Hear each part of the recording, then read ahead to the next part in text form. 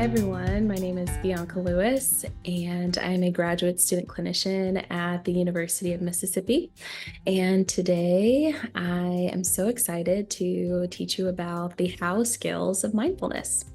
So, we have covered lots of different mindfulness techniques over the past few months. We've talked about box breathing, body scanning, grounding techniques, even journaling. I thought it would be fun to do a deeper dive into how you can do these exercises in a more effective way that keeps you engaged.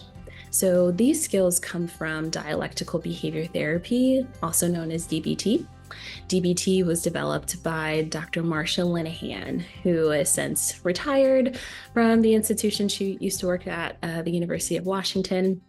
But her legacy lives on in all of these skills that we're going to talk about today. So there are 3 house skills total from the mindfulness module of DBT, but the 2 that I think that would be most helpful for the mindfulness skills that we've talked about are non-judgmentally and one mindfully. So we want to do mindfulness exercises non-judgmentally and one mindfully.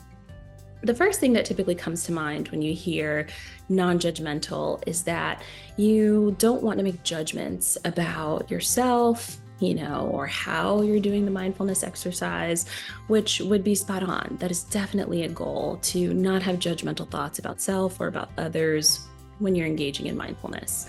But a fun extension of the idea of being non-judgmental could be used in grounding techniques. So if you're doing a grounding technique, for instance, maybe like the 5 senses one that we talked about a couple weeks ago, and let's say you're pointing out 5 things in the environment that you can see, challenge yourself to make very objective observations rather than observations that have a hint or a very explicit judgment in them. So I'll give you an example. Let's use the frame we're in right now. So if you were looking at this 3 series painting here, for instance, a very objective observation would be there are green rolling hills in that painting. You got to trust me on that. It's probably hard to see the full painting, but there are definitely green rolling hills in there. Now, if you are a lover of nature and you can see the full painting, maybe your observation is, I see a beautiful landscape. Now, appreciation of beauty is a strength. It's actually one of the VIA character strengths. But for mindfulness, what we want to do is not make judgments positive or negatively about what we see, hear, feel, or smell. We just want to be objective and factual about them. So when you see something that maybe intrigues you, or maybe something that turns you off, maybe, for instance, there's a rug on the floor that you think is not so attractive, or maybe the decor in the room is kind of off-putting to you. You want to notice that you're making those judgments and then redirect your attention back to a more objective description.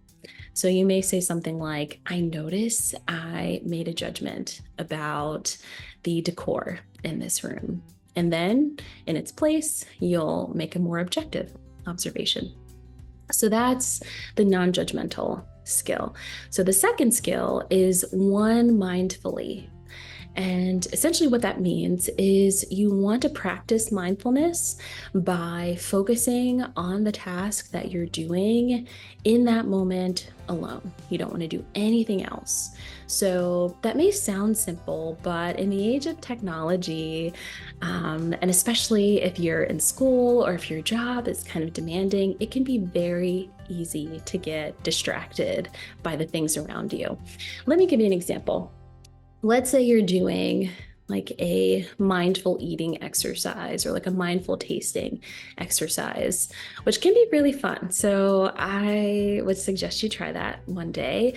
So let's say you're making coffee in the morning and you're noticing the sound of the coffee beans getting poured into the coffee filter, and you're noticing the smell of them, the aroma that's starting to fill the room, and you're noticing the bubbling of the water as it comes through the coffee maker.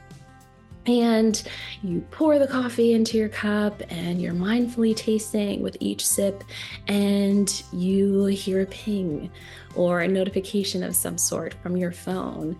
In that moment, you may feel some temptation to pick up your phone, or you may feel the desire to run through your task list for the day. Like, oh my gosh, I wonder if that was so-and-so who's asking me about this thing that I need to do. Did I do that thing? It's very easy to get distracted or to be tempted to do another task in the middle of mindfulness. So that's normal. The goal is to not make a judgment. Remember, we're going to do this non-judgmentally. So don't judge yourself for being tempted to do something else during the exercise. Just simply notice it.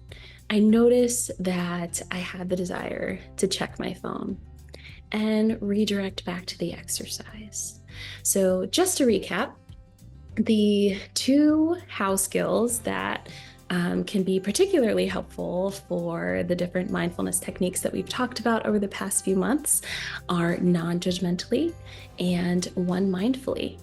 Now, the cool part about those skills is that not only are they going to help you to engage in mindfulness in a more effective and engaging way, but you also may notice that that habit might start to generalize. You might realize that when you're at work and you're really in a good workflow, or if you're working on a paper and you seem really focused and you hear your phone go off, you may be a little bit less tempted to text back or to answer that email.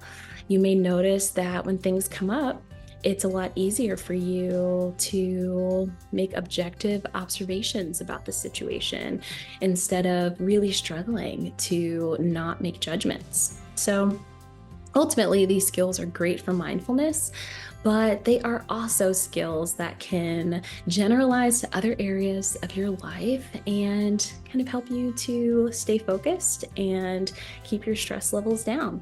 So dialectical behavior therapy, it essentially challenges you to hold these seemingly opposing things at once, to embrace the dialectic of acceptance and change. And so in the spirit of dialectical behavior therapy, I hope that you have a productive but also a restful week.